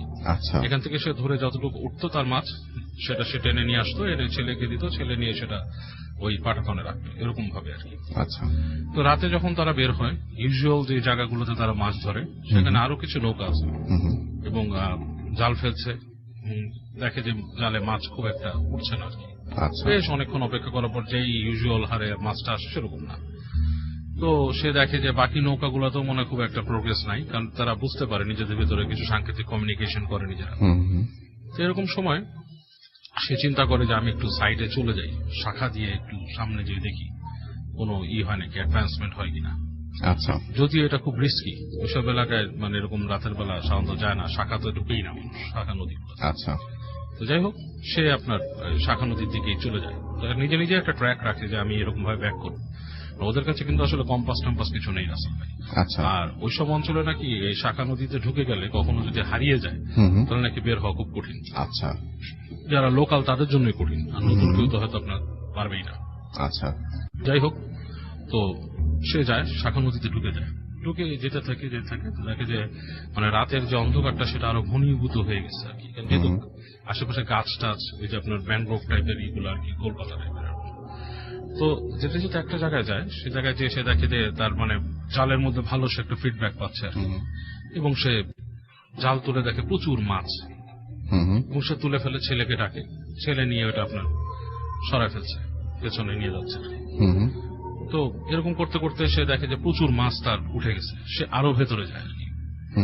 তো যাওয়ার সময় এক পর্যায়ে সে দেখে যে তার জালটা সে পাচ্ছে, তো দেখে যে জালের মধ্যে বেশ ভালো নড়াচড়া হচ্ছে, বুঝছে যে জাল বেশ ভারী হয়ে গেছে আর কি। তো সে সেটা টানা শুরু করে, টানে গুটায় গুটায় একদম তুলে আনে, দেখে প্রচুর মাছ লাফাচ্ছে ওখানে। এবং সে তখন তার ছেলেকে ডাকে, দেখে ছেলে পিছন থেকে আর আসতেছে না। আচ্ছা, তার পাটাতনে ছেলে আর আসতেছে না, কি ব্যাপার? ছেলেকে অনেকক্ষণ ডাকার পর এক পর্যায়ে ছেলে আসে। আসার পর ছেলেকে সে বলে যে আয় আমরা তুলি, এটা বেশ ভারী হয়ে গেছে আর কি। তো দেখে ছেলে তাকে সরায় দেয়, বলে আমি নিতেছি আর কি। ছেলে বলে যে আমি নিচ্ছি, তোমার লাগবে না। তো বলে ছেলে দেখে যে ছেলে একাই টেনে আপনার জালটাকে তুলে ফেলে ভেতরে। বলে এতটুকু ছেলে ওর এত শক্তি কেমন হয়েছে? বলে বাবা তুই তো অনেক বল হয়ে গেছে তোর, তুই এত মাছ কেমনে তুলতেছে এত শক্তি? ছেলে কোনো উত্তর না দিয়ে জালটা ভিতরে তুলে নেয় এবং দেখে যে যেখানে মাছ যা ছিল ওখানে আনলোড করার সব আনলোড করে আবার তাকে জালটা খুব দ্রুতই ফিরিয়ে দেয়। তো সে জালটা নিয়ে যায়, ছেলে ভেতরে বসা, এবং সে আবার জাল ফেলে। তো সে একসময় খেয়াল করে দেখে, তার হঠাৎ করে খেয়াল হয় যে সে যে জায়গাটা আছে সেটা হচ্ছে আপনার একটা মানে লাইক সৈকত টাইপের কাইন্ড অফ, লাইক নদীর একটা সাইডে, সেখানে কোনো গাছগাছালি নাই, মানে পানি বাড়ি খাচ্ছে আর কি, সৈকতে যেরকম খায়, এবং বেশ ফাঁকা একটা জায়গা, এরকম একটা জায়গা। সবাইকে তাকায় থাকে যে এরকম তো মানে দুই পাশে তো এরকম নামার জায়গা এরকম ভাবে নাই, ঠিক আছে, মানে হঠাৎ নামলে একটা পাড় বা ওঠার মতো জায়গা, কিছু গাছ টাছ থাকে, বাট এটা হচ্ছে সৈকত টাইপের। তো মনে করে এই জায়গায় এরকম ভাবে আসছে, জিনিসটা তার কাছে একটু বেখাপ্পা লাগে আর কি। আচ্ছা, তো সে এর মধ্যে আপনার পিছনে ছেলেকে ডাকতে থাকে যে জাল মনে হয় আবার উঠাইতে হবে, এসে আয়, এখন ছেলে আর আসে না। তো উনি খেয়াল করে হঠাৎ শব্দ পায় ভিতরে, মানে শব্দ হচ্ছে কেমন খ্যাস খ্যাস খ্যাস খ্যাস এরকম একটা শব্দ হচ্ছে। তো উনি ভেতরে যায়, শোয়ের ভিতরে ঢুকে আপছন্দ করে ফার্স্টে একটা কি ছিল, কুপি টাইপের ছিল, এটা নিভানো। উনি দেখে মানে মনে হচ্ছে মানুষের প্রেজেন্স আছে, বাট একজন না একাধিক। আচ্ছা, প্রথম ওনার মুখের মধ্যে মনে করে ডাকাত টাকাত কিছু নাকি। তো তারপর দেখে ডাকাত না, কেমন একটা বাজে একটা গন্ধ টাইপের এরকম। তো উনি বেশ ভয় পেয়ে যায় যে ঘটনাটা কি, ছেলের নাম ধরে ডাকে দেয় ছেলে না, এবং মনে হচ্ছে 2-3 জন আছে। তো উনি কি করে, ওনার ইসের থেকে দেশলাই ছিল ম্যাচ বের করে জ্বালায় এক নজর দেখে উনি মানে বুকের মধ্যে একটা বিশাল ধাক্কা খেয়ে যায়। উনি দেখে যে ওনার ছেলে পড়ে আছে এক পাশে, এবং 2-3 জন মেয়ে মানুষ বসা, তাদের মানে দেখতে খুব ভিড় ঘুরে টাইপের চেহারা। আচ্ছা, চুলগুলো বড় বড় ভিজা ভিজা, এবং কানটা ডিফারেন্ট, মুখে বড় দাঁত। আচ্ছা, এবং তারা মনে হচ্ছে মাছ খাচ্ছে, এরকম একটা সিন। তো উনি কাঠি ফেলে দিয়ে উনি ভয় লাফ দিয়ে বের হয়ে আসে। ওই পাশ থেকে ওনাকে ফ্যাস ফ্যাস করে কি জানি বলে, কথাগুলো অনেক দুর্বোধ্য ওনার কাছে লাগে, এবং উনি তখন আর কোনো উপায় দেখে না যখন থেকে মানে ওখান থেকে কি করবে আর কি, পুরো হতবিহ্বল হয়েছে সে। ওখানে বসে থেকে কিছুক্ষণ দোয়া পড়তে পড়তে আসতে আসে, এসে দেখে যে ওখানে আবার ছয়ের ভেতর ঢুকে আবার ম্যাচ জ্বালে, দেখে কেউ নাই। উনি যেটা করে, উনি তাড়াতাড়ি ওখান থেকে ব্যাক করার চেষ্টা করে, নৌকাটা ঘুরে ওনার ছেলের দিকেও ওনার মনে ছেলেকে পড়ে থাকতে দেখছে একপাশে। উনি কোনো মতে নৌকা ঘুরে মানে যেভাবে পারছে আর কি ওখান থেকে সরায় বের হয়ে আসছে আর কি, মূল যে জায়গাটা ওখানে চলে আসছে। এসে উনি মেন নদীতে যখন আসছে, দূর থেকে আরো নৌকা দেখছে, উনি ঢুকেদের মধ্যে আলো ফুটছে, ভোর হয়ে যাচ্ছে। এই সময় উনি ছেলেকে তখন নদীর পানি দিয়ে উঠায় আর কি, মুখে পানিতে কি দেখো বলে যে, ছেলেকে জিজ্ঞেস করে কি হয়েছে, ছেলে ঠিক মতো উত্তর দিতে পারে না। পরে বলে যে আমি মাছ নিতেছিলাম, আমাকে মানে আমি একসময় আমার সেন্স হারায় ফেলছি, মানে ছেলেটা বলে যে আমার হুঁশ নাই, আমাকে এরকম কয়েকটা মহিলা এসে মানে মাছ আনতে বলে, আর আমি ওই মাছ এনে দিছি, এবং আমি দেখছি তারা মাছ খায়, এবং এক সময় আমাকে মানে ঘুম পাড়ায় দিছে, আমি ঘুমাই গেছি। তো উনি এই সিনটা দেখে উনি একবার চিন্তা করে জেলেদের সবার সাথে বলবে, বাট উনি সবার কাছে বলে না, ব্যাক করে আসে, এবং উনি দেখে যে ওনার যে পরিমাণ মাছ ধরছিল তার বেশিরভাগই নাই, সামান্য কিছু মাছ ওখানে আছে। এমনও না যে অনেক মাছ খেয়ে ফেলে রাখছে অংশ এরকম কিছু উনি পায় না, রেসিডিউ পায় না, বাট কিছু মাছ পায়। তো উনি ব্যাক করে আসার পরে উনি যখন আসে, তো উনি ঘটনাটা কাউকে না বলে, তবে ওনার এক পরিচিত বন্ধু ছিল একসময় ছোটকালে ওনাদের সাথে, যখন প্রাইমারি স্কুল ছোট পড়তো তখনকার সময়, বাট সে পরে শহরে যে আর কি ডিফারেন্ট জব টপ করে, তাকে উনি শেয়ার করেন একদিন কথায় কথায় যে আমি তো এরকম গেছিলাম। এসে যার সাথে শেয়ার করে, সে ঘটনাটা শুনে তার সাথে খুব আগ্রহ নিয়ে শুনে। এরপরে ধরেন কয়েক মাস পার হয়ে গেছে, কোনো খবর নেই। উনি নর্মালি যথারীতি মাছ ধরে ওনার মতো, কম আসুক বেশি আসুক ওই দিকে আর যায় না উনি। একদিন ওনার বাসায় ওই লোকটা এসে হাজির হয় আর কি, যে ওই যে যাকে কাহিনী বলছিল, তার সাথে আরেকজন লোক বেশ একটু ডিফারেন্ট টাইপের, হাতে অনেক আংটি টাংটি পরা, যে এরকম মানে দেখে একটু ডিফারেন্ট মনে হয়, কালো কুর্তা পরা এসে তো বলে যে কি ব্যাপার, উনি বলে যে আমার একটা ফ্রেন্ড তোমার সাথে কথা আছে। ওনায় নিয়ে যায়, বাজারে নিয়ে চাটা খাওয়ায়, বলে যে তুমি আমাকে ওই জায়গায় নিয়ে যাবো আমাদেরকে, তুমি যে একটা জায়গায় গেছিলে এরকম এসে। না আমি ওই জায়গায় যেতে পারবো না, আমার ভয় লাগে, ওইটা ওরকম ভূতের জায়গায়, সেখান মানে ওখানে পিছাচ আছে, পেতনি আছে। বলে না, ওই জায়গায় নিয়ে যাও, তোমার ভালো টাকা দিব, তুমি যে মাছ ধরবা, তোমার মাছ ধরা 2-3 দিনে মাছ ধরার টাকা তোমার এমনি এসে যাবে। তো উনি ফার্স্টে না করার পরে এক সময় তার একটু লোভ হয় আর কি, যে নিয়ে যাই, যে বলবো যে আমাদেরকে নামাই দিবা, তোমার তেমন কোনো কাজ না, তুমি পরে সকালে এসে নিয়ে যাবা আমাদেরকে এখান থেকে। তো উনি বারবার চিন্তা করার পরে একবার সে বলে যে আচ্ছা ঠিক আছে, নিয়ে যাই এদেরকে। তো উনি ওই লোকটাকে আর তার সাথে বন্ধুকে, তো বন্ধুটা ওই পাড়ে এসে তাকে নৌকা উঠানো পর্যন্তই ছিল, সে আর সাথে যাবে না, কিন্তু ওই লোকটা তার সাথে আছে, সে গেছে। সে বলছে যে আমাকে নিয়ে চলো এবং তুমি আমাকে যে ওখানে নামাই দিবা এবং তুমি পরে আমাকে দিনের বেলা ওখান থেকে নিয়ে আসবো, তোমার ওখানে থাকার দরকার নেই। তো উনি যখন রওনা দেয় ওখান থেকে, তো জাস্ট বেশ কিছু দিন আর মাছ ধরার কিছু নাই, ওনার ছেলেকেও সাথে নেয়নি, উনি একা ওই লোকটাকে নিয়ে রওনা দিয়েছে। তো লোকটা নিয়ে যাচ্ছে নৌকাতে, তো লোকটা ওনাকে খুঁটিনাটি জিজ্ঞেস করতেছে যে এখানে আর কি দেখছো, নইতে তোমাকে স্পেশালি কি বলছে, মানে তোমাকে ওখানে কি কোনো এমন কথা বলছে যেটা তোমার মনে আছে? হ্যাঁ, বলে না আমার কিছু মনে নাই, এদের কথা আমি কিছু বুঝি নাই, তবে আমি এতটুকু বুঝতে পারছি আসিস না, এই ধরনের কিছু একটা বলছে। তো এরকম কিছু একটা বলে, তোমার চিন্তা নাই, তুমি আমাকে নিয়ে যাও। ওই সেই বলে ওই লোককে উনি নিয়ে গেছেন এবং খুঁজে খুঁজে শেষ পর্যন্ত সে ওই জায়গাটা পায়। এবং যখন সে ওই জায়গায় ঢুকে, মানে কাছাকাছি আসে, তখনই সে একটা পরিবর্তন লক্ষ্য করে ওই জায়গায়। ইটস লাইক মানে আবহাওয়াটা একটু ডিফারেন্ট হয়ে গেছে। হ্যাঁ, মানে হঠাৎ করে মানুষজন জেগে উঠে এরকম করে তাকায়, এরকম একটা পরিবেশ। তো ওই মাঝি লোকটা খুব ভয় পায়। ভয় পাওয়ার পরও সে আস্তে আস্তে আস্তে করে নিয়ে যায় যে ওই যে লোককে ওখানে নামায়। তো ওই লোকটা তার সাথে একটা পোটলার মতো ব্যাগের মতো নিয়ে আসছে, এসে ওখানে তাকে নামায় ওখানে থামায় বলে যে তুমি চলে যাও, তোমার আশা লাগবে না। তবে মাঝি খুব কিউরিয়াস ছিল, সে মনে করে ঘটনাটা কি, মানে এইখানে আসছে কি করতে আসছে লোকটা, এদের মাথায় অনেক কোয়েশ্চেন আসে। যাই হোক, সে মানে যখন নাকি ওকে নামায় দিয়ে তার চলে যাওয়ার কথা, সে তাকে টাকাও দিয়ে দিছে, সে চলে আসতেছে। এসে অনেকখানি আসার পরে মানে সে মনে করছে যে আমি যখন আসছি ফ্রি চলে যাবো, কেন মাছ পাইছিলাম, মাছ ধরি। সে নিজে জাল পেতে পেতে মাছ ধরতেছে আর বসে বসে ওখানে টুকিটাকি, মানে ওখান থেকে একটু দূরে চলে আসে, আসতেছে। তো একটা সময় সে শুনতে পায় দূরে, বেশ দূর থেকে মনে হচ্ছে মানে চিৎকারের শব্দ। বেশ যখন চিৎকারের শব্দগুলো পায়, তার কাছে মনে হয় যে কি হচ্ছে, কেউ মানে এখানে তো মানুষ থাকার কথা না, জঙ্গলে মানুষের চিৎকার, মানে কিছু একটা হচ্ছে নাকি। হ্যাঁ, তো এরকম চিন্তা করে সে ইগনোর করে কয়েকবার। তারপরে সে চিন্তা করে যে না, আমি যাই দেখি চিৎকার কি হয়েছে। এবং লোকটা যেতে বলছে, লোকটারও কি মানে একটা কিউরিয়াসিটিও তার মধ্যে ভর করে। তো সে আস্তে আস্তে করে নৌকাটা ওদিকে নেওয়া শুরু করে। এবং যখন সে নৌকাটা ওদিকে নেওয়া শুরু করে, তখন সে মানে কোলাহল টাইপের একটা শব্দ পায়, মানে দুর্বোধ্য কোলাহল, যেটা নাকি আমরা সচরাচর কথা বলি, আমরা যেরকম কোলাহল করি সেরকম না, পশু পাখির কোলাহলের মতো না, বাট সাম সর্ট অফ কোলাহল। তো সে যখন কাছাকাছি আসে, তার যে কুপি থাকে, কুপিটা তপ করে নিভে যায়, কুপি জল নামে, বেশ বাতাস উইন্ডি একটা চলে এবং তার কুপি নিভে যায়। তখন সে একটু ভয় পায়, গা কাটা দিয়ে ওঠে তার এরকম জঙ্গলের মধ্যে, এবং সে ফিসফিসানি গুলো খুব বেড়ে যায়, মানে it's like some sort of, সে বলছে দুর্বোধ্য কোনো শব্দ আর কি। তো সে নৌকাটা যখন কাছাকাছি নিয়ে আসছে, ওই চরের কাছাকাছি যখন চলে আসে, দূর থেকে সে দেখে যে অনেকগুলো মানুষ উবুড় হয়ে যদি কিছু খায়, সেরকম একটা সিন, ঠিক আছে, এরকম একটা সিন। তো সে আরো কাছাকাছি যখন চলে আসে, তখন কিন্তু ওই দিন ছিল চাঁদের রাত, মানে চাঁদ আছে আকাশে, আলোতে দেখে যে কিছু মানুষ বলা যাবে না, প্রাণী বানর টাইপেরও হতে পারে, পিঠগুলো চকচক করতেছে, ইটস লাইক শাইনিং সারফেস পিঠে, লাইক যেমন মাছের পিঠ যেরকম থাকে এরকম আলো পড়ছে, চকচক করছে, এবং চুল আছে মাথায়, তারা উবুড় হয়ে কিছু খাচ্ছে। এবং সে অনেক ভয় পেয়ে সে তাড়াতাড়ি আবার ফিরে চলে যাওয়ার চেষ্টা করে বৈঠা দিয়ে, পানিতে ঝপাস করে মানে জোরে বৈঠা মারা শুরু করে সে, এবং সেই শব্দে ওই জিনিসগুলো ফিরে যায়।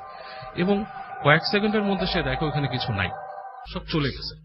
এবং সে দেখতে পায় যে ওই যে চরটার মধ্যে পড়ে আছে কিছু একটা মানুষ টাইপের।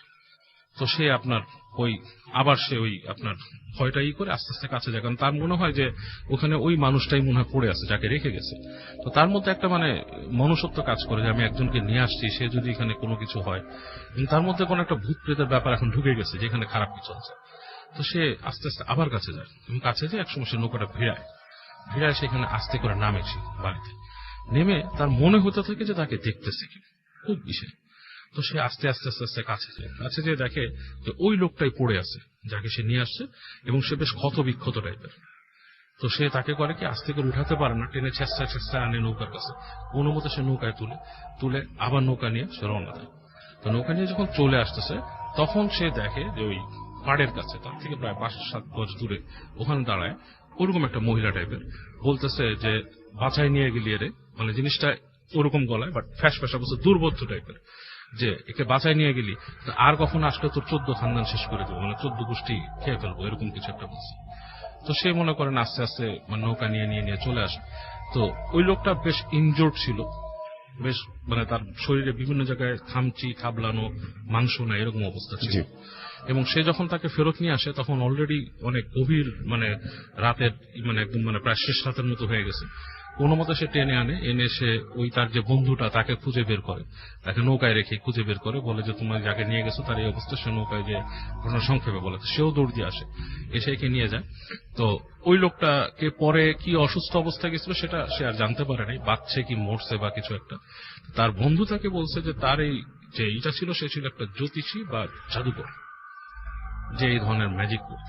তো বলছে যে তুমি ভুল করে এমন কোথাও গেছিলে যেখানে মানুষ জলপরীর সাধনা করে, এমন কোথাও তুমি গেছিলে যেখানে জলপরী বা পানির পিশাচ বা যেটাই বলে সেটা ওই জায়গায় থাকে। তুমি একটা জায়গা খুঁজে পাইছিলা এবং ও গেছিল সেখানে সেটা করতে, বাট সে ওইটাকে কন্ট্রোল করতে পারে নাই, বা সে যে সাধনা করতে গেছিল সেটা সে করতে পারে নাই, এই কারণে তার কি অবস্থা। তো সে জিজ্ঞেস করে সে কি বেঁচে আছে, এটার উত্তর তার বন্ধু তাকে দেয়নি। ঘটনাটি ঘটেছিল আমার আম্মুর এক খালার সাথে। তো আমার আম্মুর ওই খালা, ওনার বিয়ে ঠিক হয় ওনার গ্রামেরই পাশের গ্রাম। তো জায়গাটা এটা রাজবাড়ী জেলার এটা খানখানাপুর নামক একটা জায়গা বা এরকম আশেপাশে আর কি। তো ওই সময় যে ওনাদের এক্সাক্ট গ্রামটা যে কোনটা ছিল আমার আম্মু ঠিক বলতে পারেনি, কারণ ওনারা পরবর্তীতে রাজবাড়ী শহরে চলে আসেন আর কি। তো যার কারণে ওই গ্রামের নামটা এক্সাক্ট বলতে পারেননি।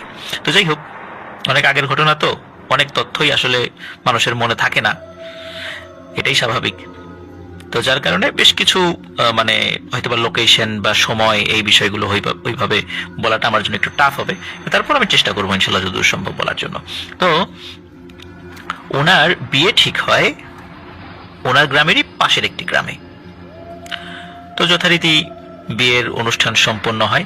অনুষ্ঠান শেষে ওই বর মানে আমার আম্মুর ওই খালু, তিনি তার ওয়াইফ মানে আমার আম্মার ওই খালাকে নিয়ে আসছেন। প্রিয় লিসেনার্স, আপনারা জানেন ওই সময়ে আসলে বিবাহ শাদীগুলো মোটামুটি সম্পন্ন হওয়ার জন্য একটি কমন বাহন ছিল, খুব জনপ্রিয় বাঙালির একটা ঐতিহ্য, সেটি হচ্ছে পালকি। পালকিতে চড়ে বিয়ে হতো। আর যেহেতু পাশের গ্রামই ছিল এই জন্য পালকিটাই খুব সহজ ছিল। আমার আম্মুর খালা উনি পালকির মধ্যে ছিলেন, আর খালু বাহিরে হেঁটে হেঁটে আসছিলেন, আর বেহারা ছিল এবং আরো কিছু আত্মীয় স্বজনরা সাথে ছিল। তো বিয়ের অনুষ্ঠান শেষ হতে হতে এবং বিদায় নিতে নিতে একটু দেরি হয়ে যায়। যদিও ওই গ্রাম থেকে মানে আমার আম্মুর ওই খালা উনি যেই গ্রামে আর কি, হ্যাঁ, ওই গ্রাম থেকে ওই খালুর গ্রামে যেতে ওয়াকিং ডিস্টেন্স হয়তো বা 1 ঘন্টা বা এরকম সময় আর কি। এখন সময়টা ওই শীতকালের মতো ছিল, এই যে এখন নভেম্বর মাস চলছে, নভেম্বর মাসের মতো এরকম একটা শীতের সময় ছিল। সাধারণত আসরের আজানের পরে মাগরিব হতে খুব বেশি সময় থাকে না আর কি। তো বিয়ের অনুষ্ঠান জোহরের পরে শুরু হয়, বিদায় নিতে নিতে মোটামুটি আসর হয়ে যায়, আসর পার হয়ে যায় অনেকটা। তখন যেহেতু রাত হয়ে যাবে সবাই তাগাদা দিচ্ছিল। আর ওই সময়ে সন্ধ্যার পরে কিন্তু গ্রামে একদম শুনশান নীরবতা নেমে আসে। আর বিয়ের বরযাত্রীতে বা যদি কনে নিয়ে আসে ওই পথে অনেক সময় ডাকাতেরও ভয় থাকতো, স্বর্ণালঙ্কার লুট করে নিয়ে যেত। তো অনেকগুলো বিষয়, অনেকগুলো রিস্ক প্যারামিটার সামনে রেখে বারবার তাগাদা দেওয়া হচ্ছিল। যাই হোক, আসরের কিছু সময় পরে সবাই রওনা দিয়ে দেন। রওনা দিতে দিতে একটি জায়গায় আসেন। ওই জায়গাটা একটা পরিত্যক্ত শ্মশান ছিল, তবে বহুদিন যাবত নাকি ওখানে আর কোনো লাশ দাহ করা হয় না। তো ওই জায়গাতে বেশ কয়েকটি লম্বা তাল গাছ ছিল। এদিকে প্রায় আধা ঘন্টারও বেশি সময় হেঁটে আসার পর ওই যারা পালকির বেহারা যারা ছিল তারা একটু ক্লান্ত হয়ে পড়ে এবং কিছুটা সময় বিশ্রাম এবং পানি খাওয়ার জন্য তারা পালকিটা রেখে দেয় ঠিক তাল গাছের কাছাকাছি। এদিকে আমার আম্মুর যে খালু, ওনারও একটু বিশ্রাম নেওয়া দরকার ছিল। আধা ঘন্টার বেশি সময় পর পথ হেঁটে এসেছে, আর সারাদিন বিয়ের ব্যস্ততায় একটু ধকল তো ছিলই। তো যাই হোক, এদিকে সবাই একটু বিশ্রাম নিচ্ছে। আমার আম্মুর ওই খালু উনি কি করেছেন, উনি একটু সাইডে গিয়েছেন, ওনার অন্য আত্মীয় স্বজনরা আছে, তাদের সাথে কিছুটা কথা বলবেন বা অন্য কোনো জরুরি কাজ ছিল, তাদের সাথে কথা বলা সংক্রান্ত বিষয়। তো মোটামুটি মিনিট 10 এরকম হয়েছে, যেহেতু সন্ধ্যা ঘনিয়ে আসছিল, একদম সন্ধ্যা নিকটে। তো আমার আম্মুর খালু যখন পালকির কাছে হেঁটে হেঁটে আসছেন, হঠাৎ উনি দেখতে পান একদম 1 ফুট উচ্চতার একটা মানুষ, গেরুয়া পোশাক পরা, ঠিক ওই যে বাউলরা এক ধরনের গেরুয়া পোশাক পরে এবং হাতে এক ধরনের কেটলির মতো থাকে, যারা সাধু সন্ন্যাসী এই ধরনের একটা কেটলির মতো রাখে আর কি। তো এইরকম একটা মানুষ বা অন্য কিছু, কিন্তু দেখে বোঝা যাচ্ছে তার দাড়ি একদম পা পর্যন্ত এবং মাথার চুলে জট রয়েছে, কিন্তু একদম 1 ফুট উচ্চতার একটা মানুষ। এবং সে কি করলো, সুন্দর করে ওই পালকির মধ্যে ঢুকে গেল হেঁটে হেঁটে হেঁটে। আমার আম্মুর খালু তো অবাক, কিরে এটা কি গেল, এই এত ছোট মানুষ পালকির মধ্যে গেল কেন? সে তখন দৌড়ে পালকির কাছে চলে যায়। এখন পালকির দরজা কিন্তু কিছুটা ফাঁকা ছিল, সামান্য একটু ফাঁকা ছিল, একটু বাতাস আসার জন্য আমার আম্মুর ওই খালা একটু দরজাটা ফাঁকা করে রেখেছিলেন। তো উনি দ্রুত ওই দরজার কাছে গিয়ে ওনার স্ত্রীকে বলেন, এর ভিতরে মাত্র একজনকে ঢুকতে দেখলাম, ছোট্ট একটা মানুষের মতো, তুমি দেখেছো? ও বলে, কই না তো, এখানে তো কিছু আসেনি। তো খালুর কথা শুনে আমার আম্মার খালাও বেশ অবাক হন যে এখানে মানুষ ঢুকলো কিভাবে, এখানে তো আমি বসে আছি, কোনো মানুষ তো দেখলাম না ভিতরে ঢুকতে।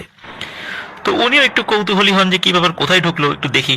তো দুজন মিলেই, আমার আম্মুর খালাও উনি পালকির মধ্যে খুঁজছেন, খালুও খুঁজছেন, কিন্তু ভেতরে কাউকে দেখা যায় না। এদিকে বেহারারা চলে আসে। তো বেহারাদেরকে জিজ্ঞেস করা হয়, এমন কাউকে দেখেছো? ছোট্ট একটা আমি দেখলাম মানুষের মতো। ওরা বলে, না তো, এরকম কাউকে তো দেখিনি। তখন একজন বেহারা বলে যে এখানে আসলে বেশিক্ষণ থাকাটা ঠিক হবে না, জায়গাটা ভালো না, চলেন আমরা দ্রুত এখান থেকে চলে যাই। তো যাই হোক, সবাই রওনা দেন। মোটামুটি মিনিট 20 মধ্যে আবার আমার আম্মুর খালা ওনার শ্বশুরবাড়ি, নতুন শ্বশুরবাড়িতে চলে আসেন। তো তখন কিন্তু মাগরিবের আজান হয়ে আরো প্রায় 10-15 মিনিট হয়ে গেছে অলরেডি। তো যাই হোক, সবকিছু স্বাভাবিক। প্রায় 2 থেকে 3 মাস কোনো সমস্যা নেই, একদম স্বাভাবিক, মানে কোনো ধরনের কোনো বিষয় নাই। তো এরপর থেকে কিছু কিছু সমস্যা, মানে একদম ছোট ছোট কিছু সমস্যা দেখা দেয়, ওগুলো আসলে মেজর কোনো সমস্যার মধ্যে আসলে ধরা যায় না। এবং আমি যদি সেগুলো উল্লেখ করি, সেগুলো আসলে এরকম উল্লেখযোগ্য নয়। যেমন ঘুমের মধ্যে আমার আম্মার খালাকে বোবাই ধরতো, আমরা যেটাকে বোবাই ধরা বলি আর কি। তো এরকম বোবাই ধরা, তারপর ঘুমের মধ্যে দুঃস্বপ্ন দেখে লাফ দিয়ে ওঠা, তাই এইগুলো তো আসলে ওইভাবে প্যারানর্মাল কোনো বিষয়ের ধরার মধ্যে আসলে পড়েও না নর্মালি। তো যাই হোক, তো বিয়ের মোটামুটি মাস 3-4 মধ্যে বোঝা যায় যে আমার আম্মুর ওই খালা সন্তান সম্ভবা। তো যাই হোক, সন্তান সম্ভবা হিসাবে উনি ওনার শ্বশুর বাড়ি থেকে যতটুকু যত্ন আত্তি পাওয়ার দরকার ছিল সেগুলো পাচ্ছেন। তো মোটামুটি স্বাভাবিকই যাচ্ছিল। এরপরে যখন ওনার প্রেগনেন্সির সময় প্রায় 8 মাসের মতো, আর আমরা তো জানি যে নারীদের প্রেগনেন্সির সময় কিন্তু পেট ফুলে যায়, যেহেতু তার সন্তান পেটের মধ্যে বড় হতে থাকে। তো 8 মাসের মতো যখন হয়ে গেছে, আর একটা নির্দিষ্ট সময় পরে কিন্তু বাচ্চা পেটের মধ্যে নড়াচড়াও করে, সেটা মা বুঝতে পারেন। তো 8 মাসের পর কি হলো যে আমার আম্মুর ওই খালা এবং আশেপাশের মানুষ, আমার মানে তারা বুঝতে পারতেছে যে প্রতিনিয়ত ওই খালার পেটের যে ফুলে ওঠা, এই উচ্চতাটা কমে যাচ্ছে, আস্তে আস্তে কমে যাচ্ছে।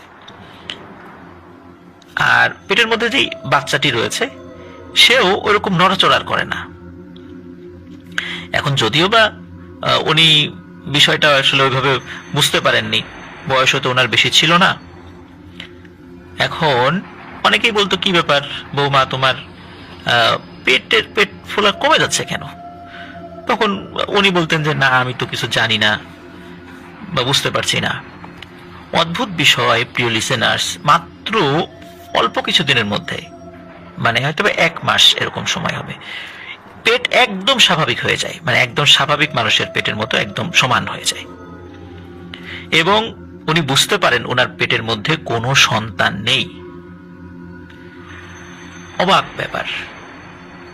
পেটের মধ্যে সন্তান নড়াচড়া করেছিল, সেটি উনি ফ্রিকুয়েন্টলি অনুধাবন করেছেন। উনি সন্তান সম্ভবা এটা নিয়েও কোনো সন্দেহ ছিল না। 8 মাসের সন্তান সম্ভবা ছিলেন উনি। এরপর থেকে হঠাৎ করে পেট কমে যেতে শুরু করে এবং একটা পর্যায়ে পেটের মধ্যে সন্তান ভ্যানিশ হয়ে যায়, একদম নাই হয়ে যায়। এটা কিভাবে সম্ভব?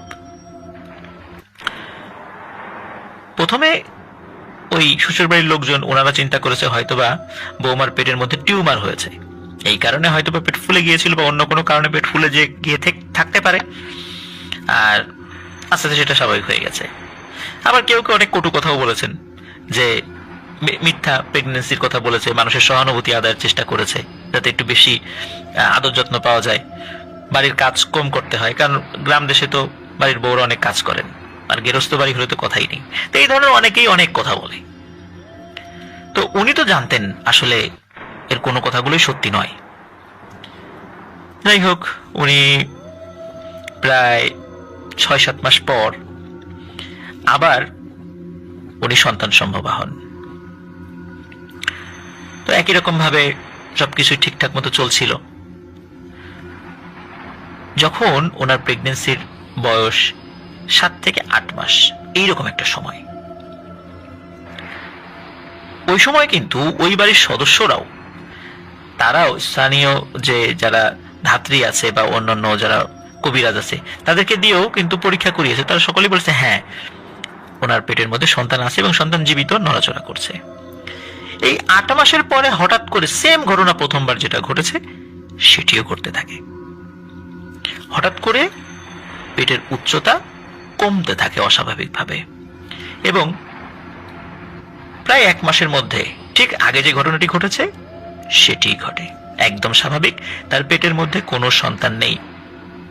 তাহলে প্রিয় লিসেনার্স, এই সন্তানগুলো কোথায় যাচ্ছে? এবারও আশেপাশের লোকজন, পাড়া প্রতিবেশী, আত্মীয় স্বজন এক একজন এক এক কথা বলে, অনেক কটু কথা বলে।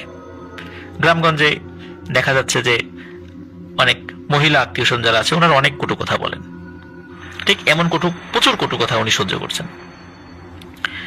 তো যাই হোক, এরকম 2 বার না, বেশ কয়েকবার এই ঘটনা ঘটে। তখন ওই বাড়ির লোকজনই তারা বলেন যে আসলে এটা তো কোনো স্বাভাবিক ব্যাপার হতে পারে না, এটা অস্বাভাবিক ব্যাপার, নিশ্চয়ই কোনো পিশাচ পেটের মধ্যেই এই বাচ্চাগুলোকে খেয়ে ফেলছে, তা না হলে তো এমনটা হওয়ার কথা নয়।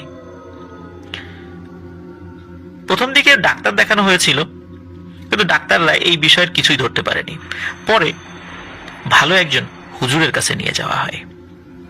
তো হুজুরের কাছে নিয়ে যাওয়া হলেও হুজুর মানে বলেন যে এই রোগীর এই সমস্যার সমাধান করতে গেলে আপনাদের বাড়িতে যেতে হবে, কারণ এর সাথে খুবই দুষ্টু একটা খবিশ জিন রয়েছে।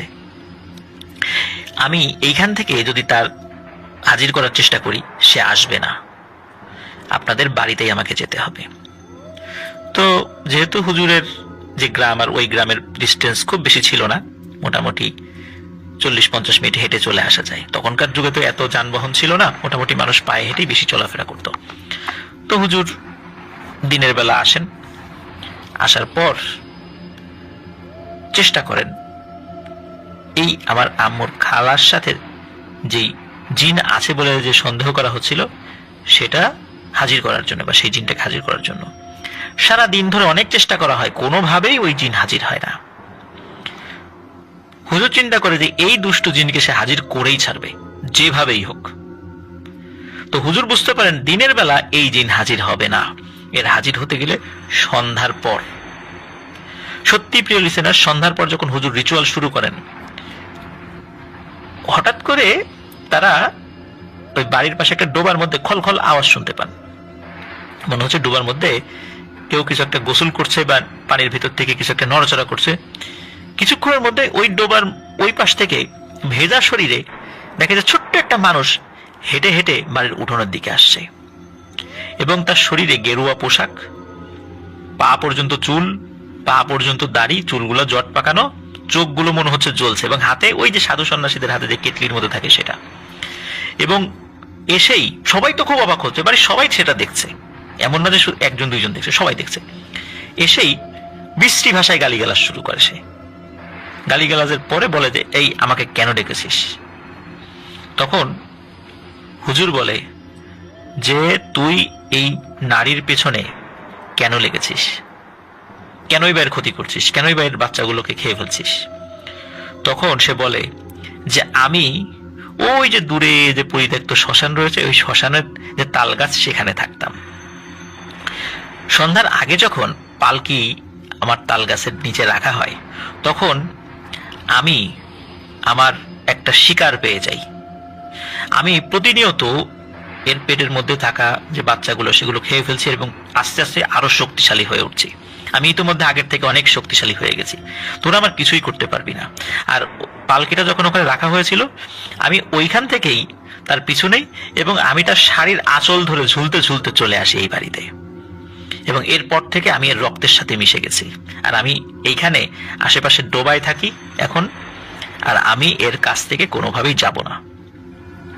তখন হুজুর তাকে অনেক বোঝানোর চেষ্টা করেন, সে কিছুতেই রাজি হয় না।